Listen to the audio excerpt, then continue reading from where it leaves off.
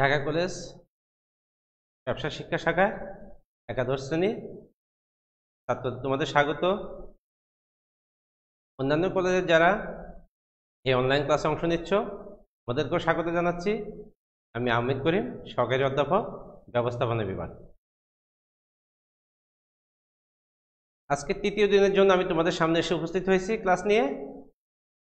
ব্যবসা সংগঠন ব্যবস্থাপনা আমাদের প্রথম পত্র সংগঠন। আজকের অধ্যায় রাষ্ট্রীয় ব্যবসা। নাম শুনলে তোমাদের মনে হতে পারে রাষ্ট্র আবার ব্যবসা কেন? রাষ্ট্র কি ব্যবসা করে নাকি? রাষ্ট্র ব্যবসার সাথে নিয়োজিত, কিন্তু সেই ব্যবসাটা হলো জনকল্যাণমূলক ব্যবসা। আমরা যখন এই অধ্যায়টা পাঠে যাব তখনই এই বিষয়ে বিস্তারিত জানতে পারব। আসলে সর্বপ্রথম আমরা দেখি এই অধ্যায়ের যে পাঠ আমাদের যে শেষ যখন হবে তখন কি কি বিষয় তোমরা জানতে পারবে। আমাদের বইতে সাজানো আছে যেভাবে, সেগুলো হলো যে আমরা প্রথমেই দেখব এই অধ্যায় পাঠ শেষে শিক্ষার্থীরা রাষ্ট্রীয় ব্যবসার ধারণা ব্যাখ্যা করতে পারবে, রাষ্ট্রীয় ব্যবসার বৈশিষ্ট্যগুলো ব্যাখ্যা করতে পারবে, রাষ্ট্রীয় ব্যবসার উদ্দেশ্যগুলো বিশ্লেষণ করতে পারবে, রাষ্ট্রীয় ব্যবসার সুবিধা ও অসুবিধা ব্যাখ্যা করতে পারবে, বাংলাদেশের রাষ্ট্রীয় ব্যবসাগুলোর সংক্ষিপ্ত পরিস্থিতি বর্ণনা ব্যাখ্যা করতে পারবে। এই টপিকসটার মধ্যে আছে যে বাংলাদেশের রাষ্ট্রীয় ব্যবসাগুলোর সংক্ষিপ্ত পরিস্থিতি।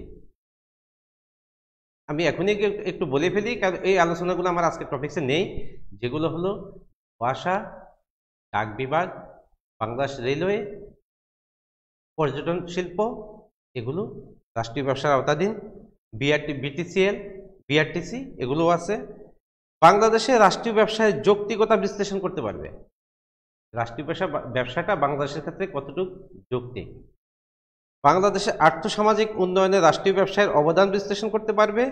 সরকারি বেসরকারি অংশীদারি ভিত্তিক ব্যবসায় পরিচালনার ধারণা লাভ করবে। শেষের টপিকটা হলো যেটা যে সরকারি বেসরকারি অংশীদারি ভিত্তিক ব্যবসা। তার মানে সরকার, আমাদের অধ্যায়টা যেটা মূল সেটা হলো রাষ্ট্রীয় ব্যবসা। শেষের যে টপিকসটা আসা সেটা হলো সরকারি বেসরকারি অংশীদারি ভিত্তিক ব্যবসা। তার মানে সরকার শুধু নিজেই করে না, ইচ্ছা করলে বেসরকারি কাউকে নিয়েও ব্যবসায় কার্য পরিচালনা করতে পারে বা পারবে। এই অধ্যায়ের যে পাঠগুলো আমাদের গুরুত্ব অনুযায়ী আমরা আগে বলেছিলাম যে সব টপিকসগুলো হয়তো আমরা ক্লাসে অনলাইন ক্লাসে আলোচনা করতে পারি না, শুধুমাত্র গুরুত্বপূর্ণ যে বিষয়গুলো সেগুলো নিয়ে আমরা আলোচনা করি। আজকের আলোচনার বিষয় আমরা কোন দিকে যাব? একটা উদ্দীপক দেখি, উদ্দীপক দেখার পরে আমরা আলোচনায় চলে যাব। স্ক্রিনে তোমরা দেখতে পাচ্ছ যে উদ্দীপকটা, বাংলাদেশের আর্থসামাজিক অবস্থা এখনো আশানুরূপ উন্নতি লাভ করতে পারেনি। দেশে প্রচলিত বেসরকারি প্রতিষ্ঠানগুলো জাতীয় স্বার্থে খুব সামান্য ভূমিকা রাখছে। রাষ্ট্রীয় প্রতিষ্ঠান সকল ক্ষেত্রে জাতীয় স্বার্থ রক্ষা করতে পারে। প্রশ্নগুলো যথারীতি দেখো একটু। রাষ্ট্রীয় ব্যবসায় কি? রাষ্ট্রীয় ব্যবসায় প্রাকৃতিক সম্পদের সর্বোত্তম ব্যবহার করে ব্যাখ্যা করো। 2 নম্বরের জন্য থাকে যেটা। রাষ্ট্রীয় ব্যবসায় অন্যান্য ব্যবসা থেকে পৃথক, উত্তরের সপক্ষে যুক্তি দাও। রাষ্ট্রায়ত্ত প্রতিষ্ঠান কি সর্বদা ভূমিকা রাখতে পারে? বিশ্লেষণ করো। তাহলে আমরা ক, খ আর বিশেষ করে আমাদের যে দুইটা পরবর্তী প্রশ্ন গ এবং ঘ, এই দুইটা প্রশ্ন থাকবে আমাদের যে অধ্যায়ের উপর নির্দিষ্ট টপিকসের উপর। এই টপিকসগুলো যদি আমরা বুঝতে পারি তাহলেই আমরা প্রশ্নগুলোর আনসার করতে পারি। তো সর্বপ্রথম যদি আমরা বলি রাষ্ট্রীয় ব্যবসা কি, ইতিমধ্যে আমরা বলেই ফেলছি যে রাষ্ট্র ব্যবসা পরিচালনা করে। শুধু এতটুকু বললে হবে না, রাষ্ট্র কর্তৃক গঠিত ও পরিচালিত জনকল্যাণের উদ্দেশ্যে যদি কোনো ব্যবসা গঠন অথবা পরিচালনা করা হয় তাকে রাষ্ট্রীয় ব্যবসা বলে। রাষ্ট্রীয় ব্যবসাটা কিন্তু মুনাফা মূল উদ্দেশ্য নয়, জনকল্যাণটাই তাদের প্রধান। তাহলে কি ব্যবসায় যেহেতু তার সাথে কি মুনাফা নেই? মুনাফার সম্পর্ক নেই, মুনাফার সম্পর্ক আছে, এবং সেই মুনাফা সরকারি কোষাগারে জমা হয় অথবা জনকল্যাণের উদ্দেশ্যে ব্যয় করা হয়। রাষ্ট্রীয় ব্যবসায় শুধু রাষ্ট্র একক মালিক তা কিন্তু না, রাষ্ট্র কিন্তু যৌথ মূলধনী ব্যবসার সাথেও জড়িত থাকতে পারে। এই ক্ষেত্রে মুনাফা কি হবে, অংশীদার যারা থাকে, শেয়ার হোল্ডার যারা থাকে, তাদের মধ্যে মুনাফা বন্টন করা যেতে পারে। সহজ কথা, এক কথায় বলবা, জনকল্যাণের উদ্দেশ্যে রাষ্ট্র কর্তৃক গঠিত এবং পরিচালিত ব্যবসাকে রাষ্ট্রীয় ব্যবসায় বলা। 2 নম্বর প্রশ্নটা আমাদের ছিল যে রাষ্ট্রীয় ব্যবসা প্রাকৃতিক সম্পদের সর্বোত্তম ব্যবহার করে। একটি দেশের প্রাকৃতিক সম্পদ যেগুলো আছে, সেটা খনিজ, বনজ, জলজ, যে কোনো প্রাকৃতিক সম্পদ, সেগুলোর মালিক রাষ্ট্র। আর এগুলো সদ্ব্যবহার করা একমাত্র রাষ্ট্রের পক্ষেই সম্ভব। কারণ এই ধরনের খনিজ সম্পদ আমাদের ব্যবহার উপযোগী করে গড়ে তোলার জন্য যে বৃহদায়তন কর্মকাণ্ডের প্রয়োজন, সেটা রাষ্ট্রপক্ষে একমাত্র সম্ভব হতে পারে। একটা উদাহরণ দিলে তোমরা বুঝতে পারবা। আমরা যে বাসা বাড়িতে গ্যাস ব্যবহার করি, যে খনিজ সম্পদ, এই সম্পদ আহরণ থেকে আমাদের রান্নাঘর আসা পর্যন্ত যে বিশাল কর্মযজ্ঞ, এই কর্মযজ্ঞের সাথে জড়িত কে? রাষ্ট্র। আমরা যে ট্যাপ খুললে পানি চলে আসে, এই যে পানি পরিশোধন হয়ে আমাদের ব্যবহার উপযোগী হয়ে ঘর পর্যন্ত পৌঁছে দেওয়া, এই ব্যবসাটার সাথে সম্পৃক্ত কে? রাষ্ট্র। তাহলে আমরা বলতে পারি কি, যে একটি দেশের যে খনিজ সম্পদ থাকে, যে প্রাকৃতিক সম্পদ থাকে, সেগুলো রাষ্ট্র রূপান্তরযোগ্য করে জনসাধারণের ব্যবহারযোগ্য করে গড়ে তোলে। আমাদের পরবর্তী প্রশ্নটা যেটা আছে, রাষ্ট্রীয় ব্যবসা অন্যান্য ব্যবসা থেকে পৃথক, তোমার উত্তরের সপক্ষে যুক্তি দাও। এখন অন্যান্য ব্যবসা পৃথক কেন? অন্যান্য ব্যবসা বলতে কাকে বুঝো তুমি? অন্যান্য ব্যবসা বলতে আমরা কি বুঝি? এক মালিকানা ব্যবসা আছে, অংশীদারি ব্যবসা আছে, যৌথ মূলধনী ব্যবসা আছে, সমবায় সমিতি আছে, এই ধরনের অনেক ব্যবসা। রাষ্ট্রীয় ব্যবসা সে নিজেও ব্যবসা, তাহলে অন্যান্য থেকে পৃথক কেন? এক মালিকানা ব্যবসা কি? যে একজন ব্যক্তি মালিক, সে নিজে ব্যবসা গঠন পরিচালনা করে। অংশীদারি ব্যবসা কি? কয়েকজন মিলে অংশীদারি ব্যবসা গঠন করে। তেমনি যৌথ মূলধনী কোম্পানি কি? যে অনেকজন মিলে অর্থ যোগান দিয়ে শেয়ার বিক্রয়ের মাধ্যমে, অর্থ যোগানের মাধ্যমে যৌথ মূলধনী কোম্পানি গঠন করে। রাষ্ট্রীয় ব্যবসা কি বললাম? যে রাষ্ট্র মালিকানা অবস্থায় পরিচালিত হয়। কিন্তু অন্যান্য ব্যবসা থেকে এটা পৃথক কেন? এই প্রশ্নটা যখন তুমি দেখতে যাবে, তোমার কোন টপিকটা জানতে হবে, এটা হলো আমাদের এই প্রশ্নের আলোচ্য বিষয়। এই প্রশ্নের আলোচ্য বিষয় যে পৃথক কেন, এই পৃথকটা করার জন্য আমি স্বাভাবিকভাবে যদি বলি যে তোমাদের এখানে যে ব্যবসা সংগঠন ক্লাস, আমাদের আরও একজন টিচার নিয়েছেন আমার ঠিক আগের ক্লাস, অথবা সামনে আরও অন্য টিচারের যদি নেন, 2-3জন টিচারের সাথে যখন তোমরা খুঁজবা যে এক স্যার থেকে আরেক স্যার আলাদা কেন, তার মানে ক্লাস নেওয়ার মধ্যে কিছু পার্থক্য আছে। ক্লাস নেওয়ার মধ্যে কিছু, প্রত্যেকটা ব্যক্তি বিশেষে কিছু পার্থক্য পরিলক্ষিত। তার মানে আমরা এটাকে বলতে চাচ্ছি বৈশিষ্ট্য।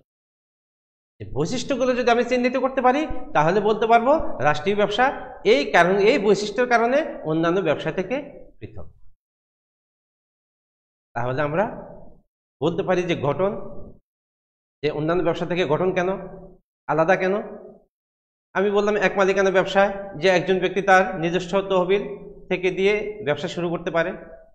কিন্তু রাষ্ট্রীয় ব্যবসা কি রাষ্ট্রপতি বা প্রধানমন্ত্রী শুরু করবে? এমন তো না। তাহলে কে করবে?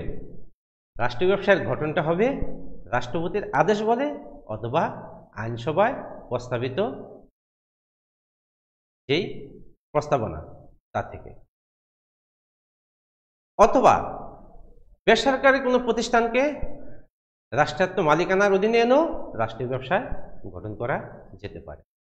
তাই আমরা গঠনের দিক থেকে পার্থক্য খুবই সহজে পেয়ে গেলাম যে অন্যান্য ব্যবসা থেকে কেন পৃথক। কারণ রাষ্ট্রীয় ব্যবসায় রাষ্ট্রপতির আদেশ বলে অথবা আইনসভায় প্রস্তাবকৃত ব্যবসায় গঠনের যে আইন পাশ হয় সে আইনের অধীনে, অথবা বেসরকারি কোনো প্রতিষ্ঠানকে রাষ্ট্রায়ত্ত করার মাধ্যমে রাষ্ট্র প্রতিষ্ঠান গড়ে তোলা যায়। এক মালিকানা, অংশীদারি, যৌথ মূলধনী এ সকল ব্যবসায়ের প্রধান লক্ষ্য থাকে কি? উদ্দেশ্য হলো মুনাফা অর্জন করা। রাষ্ট্রায়ত্ত ব্যবসা এক্ষেত্রে তাদের থেকে আলাদা, কারণ রাষ্ট্রীয় ব্যবসায়ের প্রধান উদ্দেশ্য হলো জনকল্যাণ সাধিত করা। জনকল্যাণে অনেক সময় বেসরকারি প্রতিষ্ঠানগুলো, ব্যবসায়ীগুলো যথাযথ অবদান রাখতে সক্ষম হয় না। চাহিদা এবং যোগানের সামঞ্জস্যতা বিধানের জন্য রাষ্ট্র ব্যবসা পরিচালনা করে থাকে। তাহলে আমরা বলতে পারি উদ্দেশ্যটা কি, যে সুনির্দিষ্ট উদ্দেশ্য হলো জনকল্যাণ সাধন করা। তোমরা ব্যবসা শিক্ষা ছাত্র, তোমরা জানো, ছাত্র বলতে আবার কোনো ছাত্রী থাকলে মাইন্ড করবে না, কিন্তু শিক্ষার্থী বলবো। তাইলে ব্যবসা শিক্ষার শিক্ষার্থী, তোমাদের একটা বিষয় জানতে হবে। একটু চেঞ্জ করি, তোমাদের আলোচনা ভালো লাগবে না। ঢাকা কলেজ তো 100% ছাত্র, কিন্তু আমাদের অনলাইনে ছাত্রী পাওয়া যায়। তাহলে এখানে ছাত্র যদি বলি, কখনো ছাত্রী যারা আছো তোমরা মাইন্ড করবে না, আমি বেশিরভাগ ক্ষেত্রে শিক্ষার্থী বলার চেষ্টা করব পরবর্তীতে। তাহলে তোমরা ব্যবসা শিক্ষার শিক্ষার্থী যারা, তোমরা একটা জিনিস জানো যে ব্যবসার সাথে একটা জিনিস ওতপ্রোতভাবে জড়িত, সেটা হলো ঝুঁকি। তাহলে আমাদের প্রশ্নের টপিকসটা হলো রাষ্ট্রায়ত্ত ব্যবসা অন্যান্য ব্যবসা থেকে আলাদা কেন? এক মালিকানা ব্যবসায় ঝুঁকি কে গ্রহণ করে? মালিক নিজে। অংশীদারি ব্যবসায় ঝুঁকি কে গ্রহণ করে? অংশীদাররা। যৌথ মূলধনী কোম্পানির ঝুঁকি কারা গ্রহণ করে? তোমরা খুব সুন্দরভাবে শিখে রাখতে কি জানো, যে শেয়ার দ্বারা সীমাবদ্ধ ঝুঁকি, তাদের যতটুকু শেয়ার আছে সেই শেয়ার দ্বারা তাদের ঝুঁকি পরিমাপ করা হয়। তাহলে রাষ্ট্রায়ত্ত প্রতিষ্ঠানের ঝুঁকি বহন করবে স্বাভাবিকভাবেই রাষ্ট্র। এই ক্ষেত্রে যদি যৌথ মূলধনী কোম্পানি হয়ে থাকে, তাহলে কিছুটা ঝুঁকি শেয়ার হোল্ডারদের মাধ্যমেও বন্টন করা যায়। মালিকানা, রাষ্ট্র একক মালিক, রাষ্ট্র কর্তৃক পরিচালিত ব্যবসার মালিক রাষ্ট্র। আমি আরেকটা কথা কিন্তু বারবার বলছি, রাষ্ট্র কিন্তু যৌথ মূলধনী ব্যবসা পরিচালনা করতে পারে। আর যৌথ মূলধনী ব্যবসা পরিচালনা করতে গেলে কি হয়, নিশ্চয় শেয়ার বিক্রি করে, তাহলে শেয়ার হোল্ডার যারা তারাও মালিক। তবে সর্বোপরি মালিকানা একটা বিষয় জ্ঞানমূলক প্রশ্ন অথবা এমসিকিউ প্রশ্নের জন্য মনে রাখো, মালিকানার 51% সরকার এবং 49% বাইরে যারা অংশীদার অথবা পার্টনার হতে পারে। তাহলে একটা বিষয় খেয়াল করতে হবে যে রাষ্ট্রায়ত্ত ব্যবসায়ের মালিকানা 51% থাকে সরকারের হাতে, বাকি 49% থাকে হলো শেয়ার হোল্ডার অথবা অংশীদারদের সাথে। এই ব্যবসাটা অন্যান্য ব্যবসা থেকে পৃথক আরো একটা গুরুত্বপূর্ণ কারণ, যেটা হলো ব্যবস্থাপনা। এই ব্যবস্থাপনা, যে ব্যবসাগুলো থাকে সংশ্লিষ্ট মন্ত্রণালয়ের অধীনে থাকে এবং পরিচালনা পর্ষদ দ্বারা এই ব্যবসা পরিচালিত হয়। আর মন্ত্রণালয় চেয়ারম্যান, ডিরেক্টর ব্যবসায় সরাসরি নিয়োগ দিয়ে থাকে। আর অংশীদারি ব্যবসার ক্ষেত্রে তাদের যে নিজস্ব রুলস থাকে, সেই রুলস অনুযায়ী তারা চেয়ারম্যান, পরিচালক অথবা ব্যবস্থাপক নিয়োগ করে থাকে। তাদের রাষ্ট্রীয় ব্যবসায় মূল তত্ত্বাবধানকারী হলো সংশ্লিষ্ট মন্ত্রণালয় এবং পরিচালনা পর্ষদ কর্তৃক এই ধরনের ব্যবসা পরিচালিত হয়ে থাকে। আমরা শুরু থেকে বলে আসছিলাম রাষ্ট্রীয় ব্যবসা কি, জনকল্যাণ। জনকল্যাণ, কিন্তু এই জনকল্যাণ করতে গিয়েও যে রাষ্ট্রীয় ব্যবসা কিছু মুনাফা তো করে, তাহলে মুনাফার বিষয়টি চলে আসে। তাহলে মুনাফা কি হয়, এই মুনাফা পরবর্তীতে আবার কোনো জনকল্যাণমূলক কাজে ব্যয় করা হয়, অথবা যদি যৌথ মূলধনী আকৃতির রাষ্ট্র ব্যবসা হয় তাহলে শেয়ার অনুযায়ী শেয়ার হোল্ডারদেরকে বন্টন করা হয়ে থাকে। এক মালিকানা ব্যবসার মূলধন মালিক নিজে দেয়, অংশীদারি ব্যবসার মূলধন অংশীদাররা দেয়। তাহলে রাষ্ট্রীয় ব্যবসার মূলধন কে দিবে? অবশ্যই রাষ্ট্র। রাষ্ট্রীয় কোষাগার থেকে এই ধরনের ব্যবসায়ের মূলধন সরবরাহ করা হয়ে থাকে। আমরা যদি বলি যৌথ মূলধনী কোম্পানির ক্ষেত্রে যে একটা বিষয় ছিল, বারবার আমরা বলতাম যে পৃথক সত্তা, পৃথক সত্তা, অর্থাৎ কোম্পানি নিজের নামে চুক্তি করতে পারে, নিজের নামেই পরিচালিত এবং পরিচিত হতে পারে। এই ক্ষেত্রেও ব্যতিক্রম নয়। এই ক্ষেত্র রাষ্ট্রীয় ব্যবসা পৃথক ব্যক্তিসত্তা বা কৃত্রিম ব্যক্তিসত্তার অধিকারী হয়ে থাকে। আমি শুরুতে যে কয়েকটা প্রতিষ্ঠানের কথা নাম বলছিলাম, যে ওয়াসা, ডাক বিভাগ, বাংলাদেশ রেলওয়ে, এরা প্রত্যেকেই কৃত্রিম ব্যক্তিসত্তার অধিকারী। তারা নিজেরাই কার্য পরিচালনা করতে পারে, নিজেরাই যে কোনো চুক্তি সম্পাদন করতে পারে, নিজেরাই যে কোনো ধরনের সিদ্ধান্ত গ্রহণ করতে সক্ষম হয়। এক মালিকানা ব্যবসায় মালিক কি করতে পারে? তার ব্যবসায়ের মধ্যে অনেকগুলো আইটেম সংযুক্ত করতে পারে। আমরা সাধারণত আমাদের পাড়া মহল্লায় যে দোকানগুলো দেখি, যে আমাদের নিত্য প্রয়োজনীয় দ্রব্যাদি বিক্রির সাথে সাথে দেখা যায় ফ্লেক্সি লোড বা ইজি লোড যেটা যে ব্যবসা আছে এগুলো আছে, অথবা এক পাশে ফটোকপিও রাখতে পারে। অর্থাৎ তার যতটুকু সামর্থ্য সে অনুযায়ী সে ব্যবসায় কার্যক্রম পরিচালনা করতে সক্ষম হয়। কিন্তু রাষ্ট্রীয় ব্যবসায়ের ক্ষেত্রে এটা সম্পূর্ণরূপে ব্যতিক্রম। রাষ্ট্রীয় ব্যবসায় তার নির্দিষ্ট যেই উদ্দেশ্য জনকল্যাণ এবং যে পণ্য দিয়ে জনকল্যাণের ব্যবসা পরিচালিত, তার বাইরে কোনো ব্যবসায়ের সাথে তারা লিপ্ত হতে পারে না। তার মানে আমি বলতে চাচ্ছি এই ধরনের ব্যবসায়ের কার্যপরিধি সীমিত। তারা ইচ্ছা করলেই যে কোনো ধরনের ব্যবসায়ের সাথে সম্পৃক্ত হতে পারবে।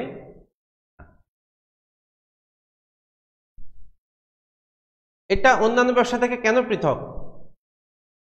এক মালিকানা ব্যবসায় মালিক ইচ্ছা করলে তার দোকানটা যে কোনো টাইমে বন্ধ করে দিতে পারে। অংশীদারি ব্যবসা অংশীদাররা সমঝোতার মাধ্যমে বন্ধ করে দিতে পারে। কিন্তু রাষ্ট্রীয় ব্যবসার বিলুপ্তি সাধারণত সহজেই হয় না। এই ধরনের ব্যবসা দীর্ঘ সময়ের জন্যে পরিচালিত হয় এবং অনেক ক্ষেত্রে দেখা যায় যে ক্ষতির সম্মুখীন হলেও ব্যবসা পরিচালনা করা হয়ে থাকে। আমরা বিভিন্ন সময় রাষ্ট্রীয় ব্যবসায়ের যেই উদ্দেশ্যগুলো দেখি জনকল্যাণমূলক, সেগুলো থেকে একটু খেয়াল করলে দেখো যে অনেক সময় আমরা বুঝি যে সরকার কি বলে যে এই ক্ষেত্রে ভর্তুকি দেয়। এই ভর্তুকিটা কি অন্য কোনো প্রতিষ্ঠান দিবে, অন্য কোনো ব্যবসা প্রতিষ্ঠান দিবে? কখনো না। রাষ্ট্র কেন দেয়? রাষ্ট্র জনকল্যাণের জন্য ভর্তুকি দিয়ে তার সেই ব্যবসাটা পরিচালনা করে থাকে। এই কারণেও এটা বিলুপ্ত সাধারণত হয়। আমাদের আরেকটি প্রশ্ন ছিল, রাষ্ট্রায়ত্ত প্রতিষ্ঠান কি সর্বদা ভূমিকা রাখতে পারে? এখন এতক্ষণ যে বললাম, একটা টপিককে আমি এত হাইলাইট করলাম যে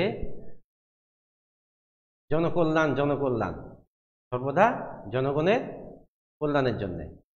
এখন আসো আমরা বলতে চাচ্ছি এটা কি সব সময় জনগণের কল্যাণ করতে পারে? এখন এই প্রশ্নটার টপিকটা তুমি কোন অংশে যাবা? আমার যে বইয়ের পার্ট ছিল সেখানে কয়টা পার্ট ছিল আমি যখন বলছিলাম শুরুতে, সেখানে পার্ট ছিল আমাদের 1 2 3 4 5 6 7 8টা টপিকস, এবং 8টা হলো মেইন টপিকস, কিন্তু তার ভিতরে আবার বইয়ের মধ্যে ভাগ আছে। 8টা যদি আমি মিনিমাম যদি 12টা টপিক্সের কথা বলি, তাহলে তোমার কোন টপিক্সটা এখানে আসবে? রাষ্ট্রীয় ব্যবসা কি সবসময় অবদান রাখতে পারে? তাহলে আমরা এই ক্ষেত্রে বলবো রাষ্ট্রীয় ব্যবসায়ের যে টপিক্সটা আছে, যে ব্যর্থতা, যে কিছু কিছু ব্যর্থতার কারণে সর্বদা সে জনকল্যাণে ভূমিকা রাখতে পারে। তুমি তোমার উত্তর যদি পয়েন্টগুলা আমরা আলোচনা করি পয়েন্ট আকারে মনে রাখার জন্য, কিন্তু দেখা যায় কি অনেক সময় সবগুলা পয়েন্ট তোমার প্রশ্নের মধ্যে আলোচনা করার সুযোগ থাকে না, কারণ নাম্বার হলো আমাদের 3 আর একটা হলো 4।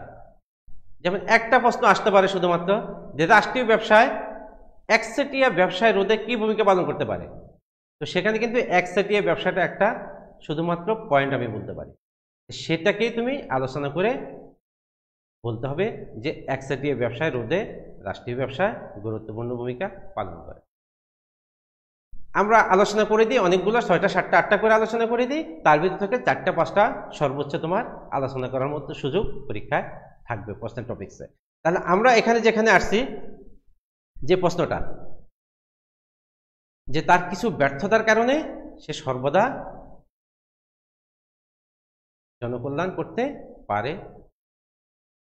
আমরা বলতে পারি ব্যবস্থাপনা অদক্ষতা, কারণ বাংলাদেশের রাষ্ট্রীয় প্রতিষ্ঠানগুলির যে ব্যবস্থাপনা সেই ব্যবস্থাপনা অনেক ক্ষেত্রেই যে পেশাগত ব্যবস্থাপককে দিয়ে পরিচালিত হয় না। আবার বাংলাদেশে পেশাগত বিশেষায়িত ব্যবস্থাপক গড়ে তোলার জন্য তেমন পর্যাপ্ত সুযোগ সুবিধা নেই।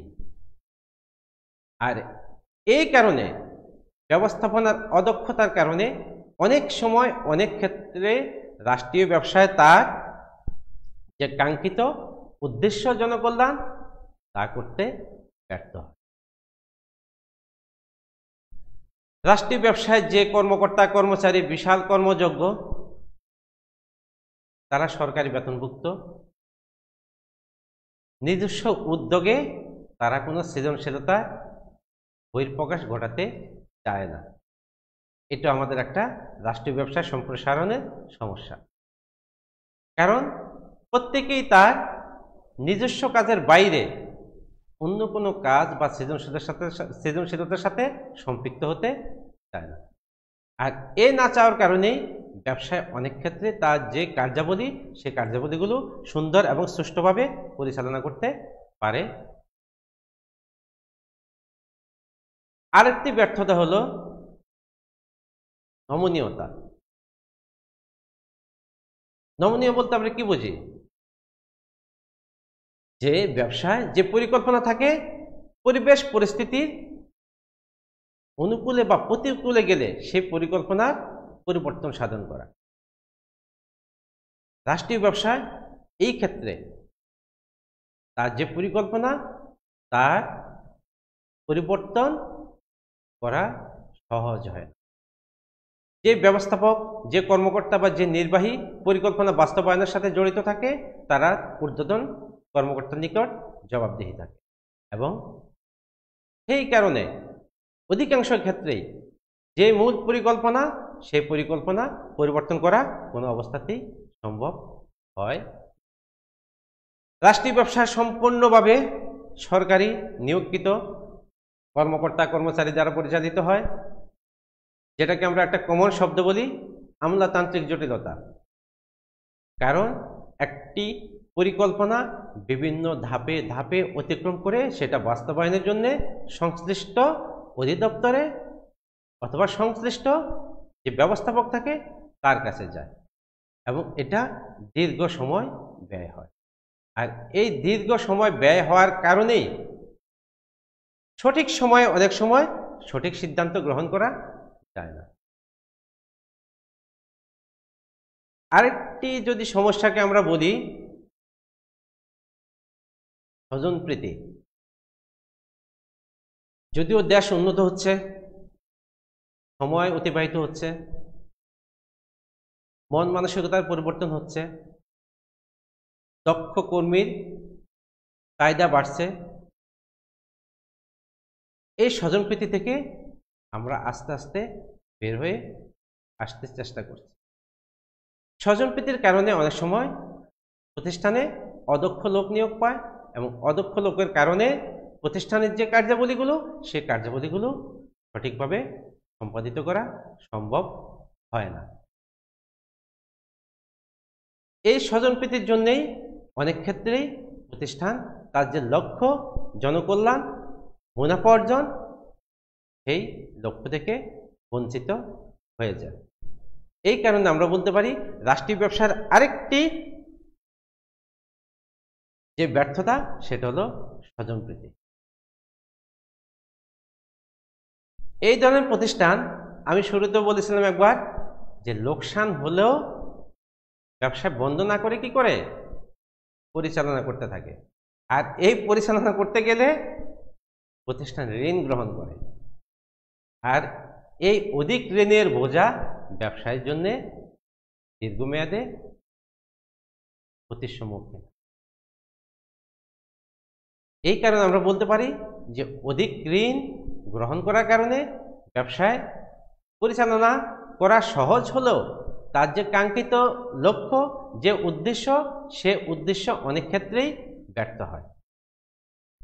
কারণ তখন সে মুনাফা অর্জন করুক বা নাই করুক সে চিন্তা করে কি ঋণ নিয়ে ব্যবসায়িক যে স্বাভাবিক কার্যক্রম সেগুলো পরিচালনা করব, এতে আস্তে আস্তে ঋণের যে বোঝা সেটা ভারী হয়ে রাষ্ট্র যে ধরনের ব্যবসার সাথে সম্পর্কিত থাকে অথবা পরিচালনায় ন্যস্ত থাকে, এই ব্যবসাগুলোর সাথে সাধারণত অন্য কোনো প্যারালাল, সমান্তরাল অথবা যদি বলি অন্য কোনো প্রতিযোগী প্রতিষ্ঠান থাকে না। আর প্রতিযোগী প্রতিষ্ঠান না থাকার কারণে অধিকাংশ ক্ষেত্রে এই ব্যবসায় ব্যর্থ হয়। আবার প্রতিযোগী থাকলেও ব্যবসা কি হয়, ওই যে বিভিন্ন জটিলতা, অদক্ষতার কথা বললাম, সে কারণেও কি হতে পারে, ব্যবসায় ব্যর্থতায় পর্যবসিত হতে পারে। আমরা এখানে রাষ্ট্রীয় ব্যবসায় যেই ব্যর্থতার কথা বলছি সেগুলো অনেক ক্ষেত্রেই হয়ে থাকে, আবার অনেক ক্ষেত্রেই রাষ্ট্রীয় ব্যবসায় সফল। একটা উদাহরণ যদি দিই আমি, আমাদের যেই টেলিটক, তার প্রতিযোগী আছে, কিন্তু অধিকাংশ ক্ষেত্রে আমি কি বলছি যে প্রতিযোগী থাকে না। তাহলে এক্ষেত্রে তোমরা যারা ক্লাসে থাকতে, তোমরা হট করে দাঁড়িয়ে আমাকে বলতে আছে স্যার না স্যার প্রতিযোগী আছে, আমিও স্বীকার করে নিলাম প্রতিযোগী আছে। যদি আমরা যে মোবাইল অপারেটরগুলোর দিকে যাই, সেখানে বাংলালিংক, গ্রামীণ, রবি, এয়ারটেল সহ সরকারি একটি প্রতিষ্ঠান আছে টেলিটক। কিন্তু সেই টেলিটক বেসরকারি যেই প্রতিযোগী তাদের সাথে কতটুকু প্রতিযোগিতা করতে সক্ষম। তাহলে যে প্রতিযোগিতা থাকলেও অনেক ক্ষেত্রে সেই প্রতিযোগিতা রাষ্ট্রীয় ব্যবসায় বিভিন্ন কারণে টিকে উঠতে পারে না। সীমাবদ্ধ কার্যক্ষেত্র, এটা বলছিলাম আমি আগেই, যে কাজগুলো থাকে সেগুলো সাধারণত সীমাবদ্ধ, তারা নির্দিষ্ট আওতার বাইরে কোনো কাজ করতে পারে। তাহলে এই দুইটা প্রশ্ন যদি আমরা লিখতে যাই, তাহলে তোমাদের নিশ্চয়ই এতক্ষণে ধারণা হলো যে উদ্দীপকের আলোকে রাষ্ট্রীয় ব্যবসা, এটা না, রাষ্ট্রীয় ব্যবসা অন্যান্য ব্যবসা থেকে পৃথক কেন, উত্তরের সপক্ষে যুক্তি দাও। রাষ্ট্রায়ত্ত প্রতিষ্ঠান সর্বদা ভূমিকা রাখতে পারে কিনা। তাহলে তুমি যদি বলো যে সীমাবদ্ধ কার্যক্ষেত্র, প্রতিযোগিতা, অদক্ষ ব্যবস্থাপনা, স্বজনপ্রীতি, আমলাতান্ত্রিক জটিলতা, এই সকল কারণে অনেক সময় রাষ্ট্রীয় ব্যবসা তার কার্যকর ভূমিকা রাখতে পারে। যদি তুমি এই টপিকসটা লিখতে পারো সুন্দর করে, তাহলে তোমার একটা হয়ে যাবে। আমরা রাষ্ট্রীয় ব্যবসায়ের আরেকটি টপিকসে যাই।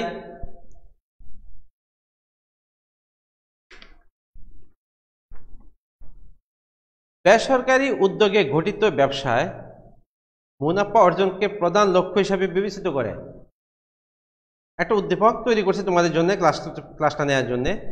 রাষ্ট্রীয় ব্যবসা পরিচালিত হয় জনকল্যাণকে কেন্দ্র করে, সবই সত্য কথা। পণ্য ও সেবা প্রদানের সাথে সাথে এ সকল প্রতিষ্ঠানে কর্মসংস্থানের সুযোগ সৃষ্টি হয়।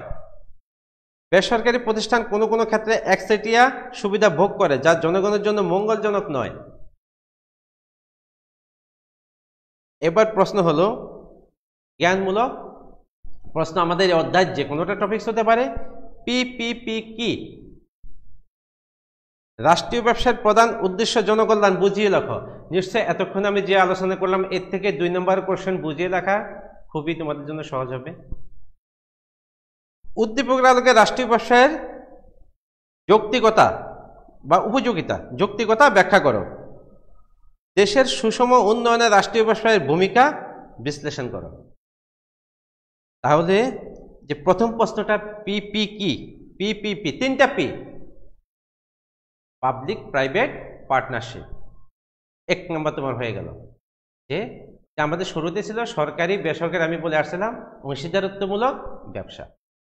2 নম্বর, খ নম্বর যেটা আছে অনুধাবন, রাষ্ট্রীয় ব্যবসার প্রধান উদ্দেশ্য জনকল্যাণ। আমি যে আলোচনা করলাম এর থেকে তোমাদের 2 নম্বরের জন্য লেখা যথেষ্ট। তারপরে প্রশ্ন যদি যাই আমি, রাষ্ট্রীয় ব্যবসায়ের উপযোগিতা অবলিক দিতে পারি আমি যৌক্তিকতা। এবার আসো এটা কোন টপিকসটা হবে? যে আমরা বললাম রাষ্ট্রীয় ব্যবসায়ের বৈশিষ্ট্য বললাম, ব্যর্থতা বললাম। আসলে কি রাষ্ট্রীয় ব্যবসা কি খুব প্রয়োজন একটি দেশের জন্য? তার যৌক্তিকতা। মূল্যায়ন করো, তাহলে তুমি এখানে কিছু যুক্তি দিবা, কিছু যুক্তি দিয়ে বলবা যে হ্যাঁ, একটি দেশের জন্য রাষ্ট্রীয় ব্যবসায়ের প্রয়োজন আছে। বিশ্বের বিভিন্ন দেশেই রাষ্ট্র কিছু কিছু ব্যবসায় নিজে পরিচালনা করে থাকে, আর সেটা হলো জনকল্যাণ। আর জনকল্যাণের সাথে সাথে মুনাফা অর্জন, আর সে মুনাফা ব্যয় হবে জনকল্যাণ। তাহলে যৌক্তিকতা আমরা যদি বলি যে রাষ্ট্রীয় ব্যবসায় যৌক্তিকতা কেন, একটি দেশের যে অর্থনৈতিক উন্নয়ন, সেই উন্নয়নের যে মূল চাবিকাঠি সেটা হলো কি? ব্যবসা অথবা শিল্প প্রতিষ্ঠান আমরা বলে থাকি। তাহলে রাষ্ট্রীয় ব্যবসা কেন প্রয়োজন? দেশকে যদি অর্থনৈতিকভাবে শক্তিশালী করতে চায়, দেশকে যদি অর্থনৈতিকভাবে মজবুত করতে চায় অর্থনীতি, তাহলে বেসরকারি ব্যবসায় প্রতিষ্ঠান, শিল্প প্রতিষ্ঠানের সাথে সাথে রাষ্ট্রকেও ব্যবসায় পরিচালনা করতে হবে। অর্থাৎ বলতে পারি একটি দেশের অর্থনৈতিক ভিত শক্তিশালী করার জন্য রাষ্ট্রকে তার ব্যবসায় পরিচালনা করা প্রয়োজন। বেসরকারি প্রতিষ্ঠানগুলো অনেক সময় একচেটিয়া ব্যবসায় মনোভাব সৃষ্টি করে, জনগণের চাহিদা এবং যোগানের সাথে সামঞ্জস্যতা বিধান, আর সেটাকে আমরা বলি জনকল্যাণ। তাহলে এই জনকল্যাণের জন্য কি হয়? রাষ্ট্র তার কিছু কিছু গুরুত্বপূর্ণ ক্ষেত্রে ব্যবসায় কাণ্ড পরিচালনা করে থাকে। তাহলে আমরা বলতে পারি যে জনকল্যাণটা যে গুরুত্বপূর্ণ একটি দেশের জন্য, সরকারের জন্য, আর সেই জনকল্যাণের জন্য রাষ্ট্রকে ব্যবসায় পরিচালনা করতে হয়। শিল্প প্রতিষ্ঠান যদি দেশের উন্নয়ন হয়, তাহলে যেমনি দেশের অবকাঠামোগত তেমনি অর্থনৈতিকভাবে শক্তিশালী হয়। তাহলে সরকারকে একটি দেশের সুষম শিল্পের উন্নয়ন নিয়ে চিন্তা করতে হয়, আর এই সুষম শিল্পের উন্নয়নের জন্যেই গুরুত্বপূর্ণ খাতগুলো, যে খাতগুলো থাকে, সে খাতগুলো ব্যবসায় পরিচালনার জন্য রাষ্ট্র উদ্যোগ গ্রহণ করে।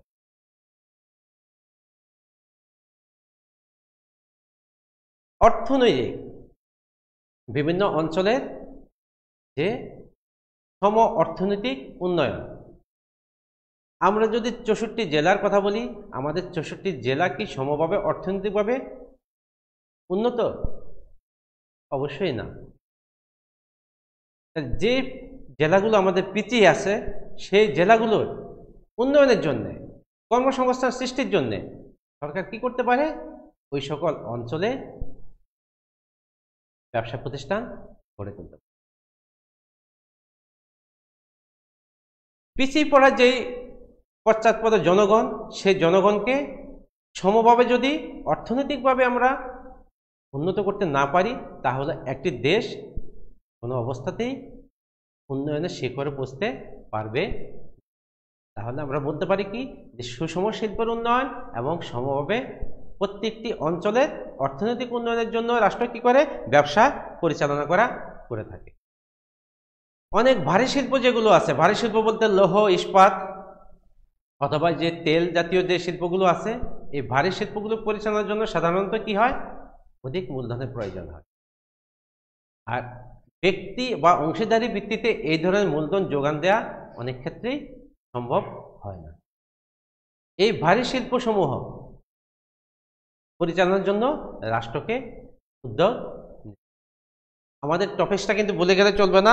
আমাদের টপিকটা হলো যে রাষ্ট্রীয় ব্যবসায়ের যৌক্তিকতা।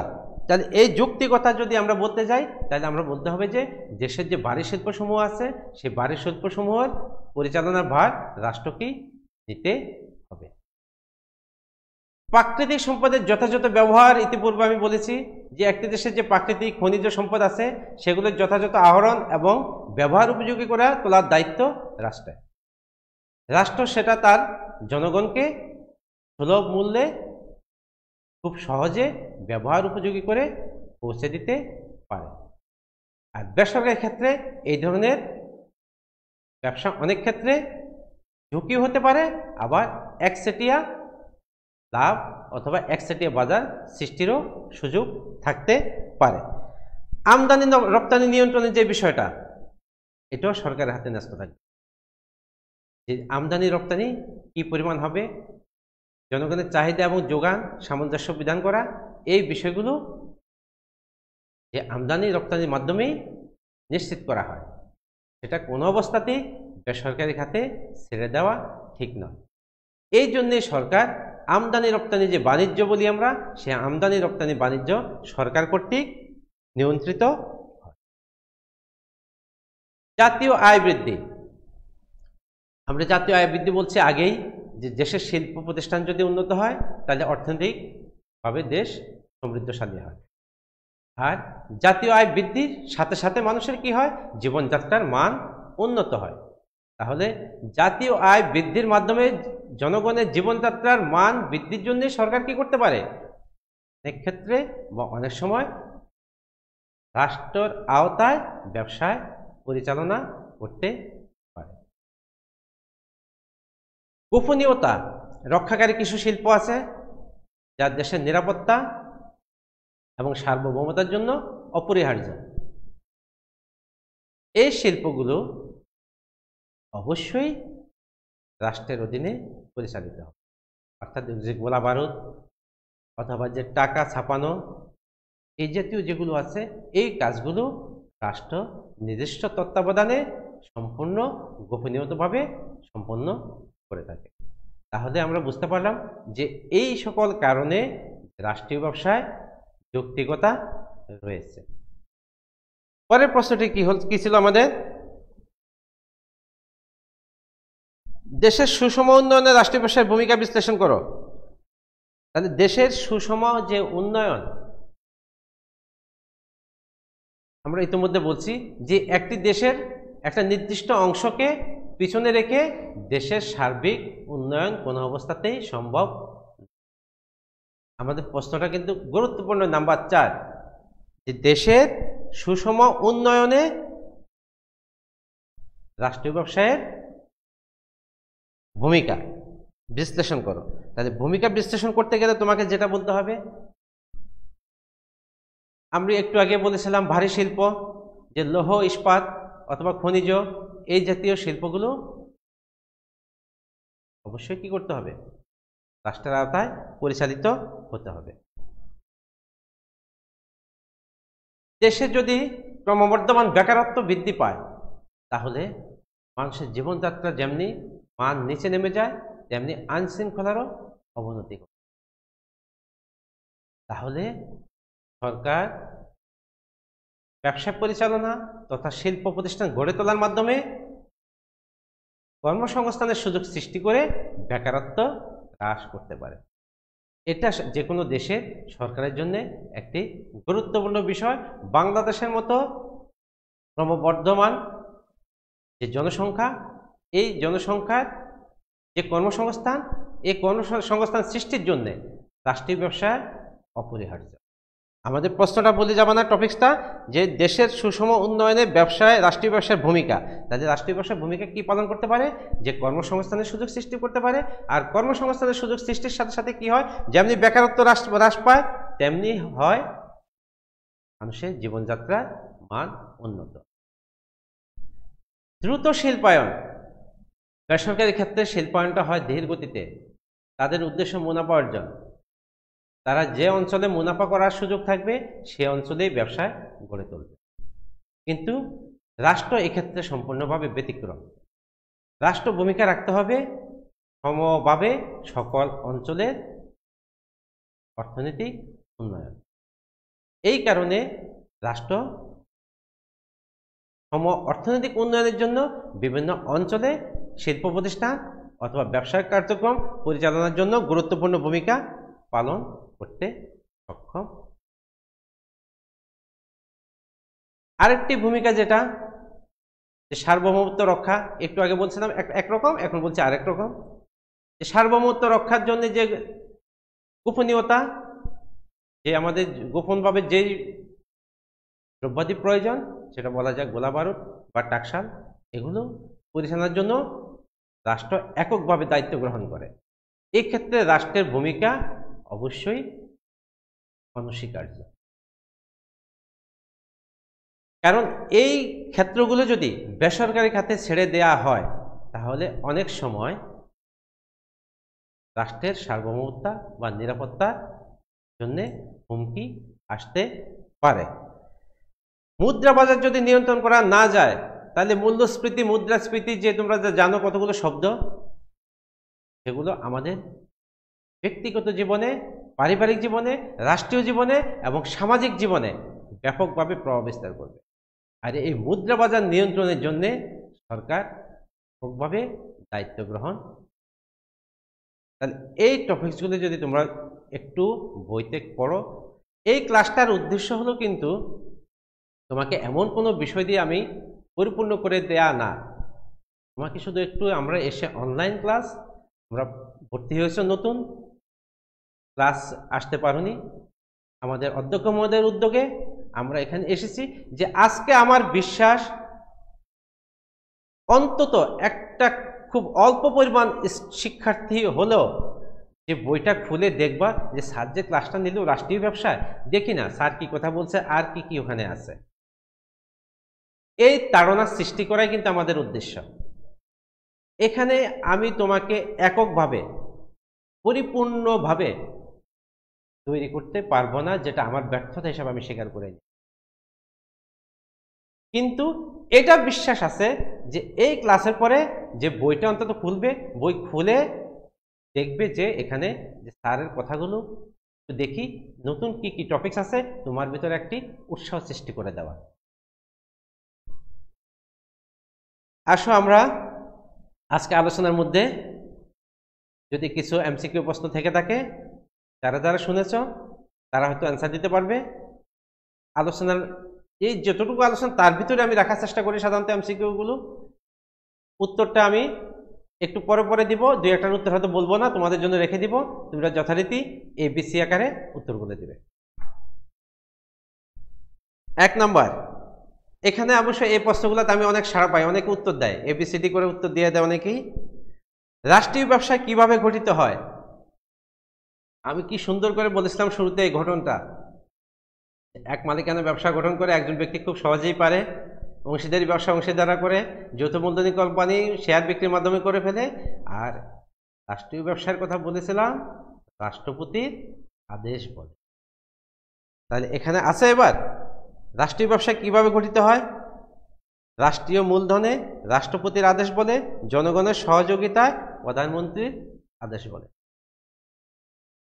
উত্তর বি। যৌথ মালিকানা ব্যবসায় সরকারের মালিকানা কত ভাগ?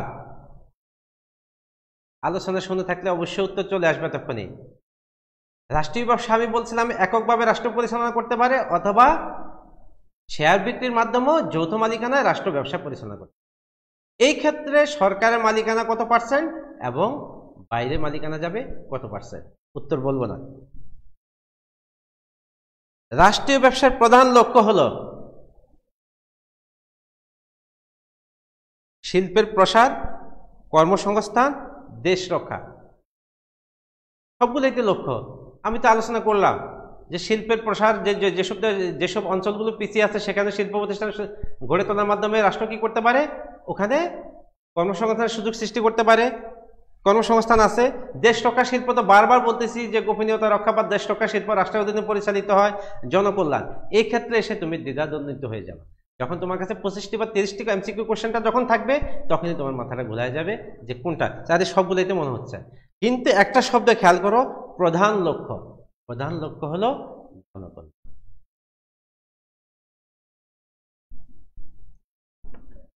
রাষ্ট্রীয় ব্যবসার বৈশিষ্ট্য কোনটি? আমি কিন্তু বৈশিষ্ট্য আলোচনা করেছিলাম।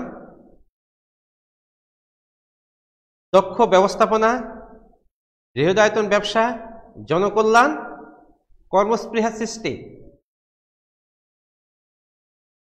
রাষ্ট্রীয় ব্যবসায়ের বৈশিষ্ট্য, তো জনকল্যাণও তো একটা বৈশিষ্ট্য, কারণ রাষ্ট্র ব্যবসা যখন গঠন করা হয় তখন জনকল্যাণকে সামনে রেখে গঠন করা হয় বা পরিচালনা করা হয়। দক্ষ ব্যবস্থাপনা, যে রাষ্ট্র ইচ্ছা করলে সর্বোচ্চ ব্যবস্থা দক্ষ ব্যবস্থাপক দেশের থেকে অথবা বাইরে থেকে এনে ব্যবস্থাপক নিয়োগ দিতে পারবে, সম্ভব। কর্মস্পৃহা সৃষ্টি, কর্মী থাকলে তাদের যে কর্মস্পৃহা সেটা সৃষ্টির জন্য সরকার যে কোনো ধরনের উদ্যোগ গ্রহণ করতে পারবে। বৃহদায়তন ব্যবসা, এই ক্ষেত্রে দ্বিধা দুর্নীতি হওয়ার সুযোগ আছে। বৈশিষ্ট্য কোনটি? বৈশিষ্ট্য হলো বৃহদায়তন ব্যবসা, কারণ বৃহদায়তন ব্যবসা পরিচালনার ক্ষেত্রে অনেক সময় একক বা যৌথভাবে অর্থ যোগান দেওয়া সম্ভব হয় না।